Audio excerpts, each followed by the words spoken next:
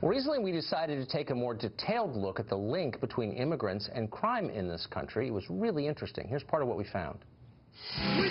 When Donald Trump announced his candidacy for President of the United States, he triggered untold numbers of journalists and pundits by expressing his thoughts on Mexican immigrants. When Mexico sends its people, they're not sending their best. They're not sending you. They're not sending you. An exclusive analysis of data collected by the Federal Drug Enforcement Agency largely vindicates the president's claim that U.S. immigration policies are contributing to crime in the country. Data from each of the DEA's 20 domestic divisions shows that of the 767 fugitives with known birthplaces, 83% of them were born outside of this country. In effect, the U.S. has imported a foreign criminal class that operates a multi-billion-dollar drug trade within our borders. Perhaps more surprising is what's happening within America's most violent cities, where foreign fugitives dominate the most wanted lists.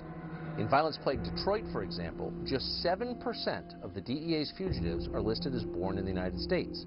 DEA divisions in New York, New Jersey, Philadelphia, Seattle, and Dallas don't list a single American-born fugitive on their most wanted lists. They're bringing drugs, they're bringing crime, they're rapists, and some, I assume, are good people. But I speak to border guards, and they tell us what we're getting, and it only makes common sense.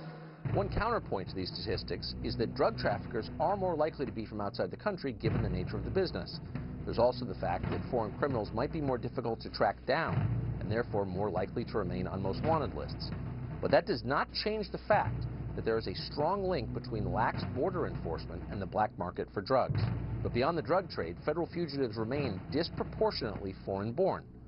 Federal crime statistics, for example, show that even though just 13% of America's population is foreign-born, Mexican citizens alone make up more than 14% of the entire federal prison population.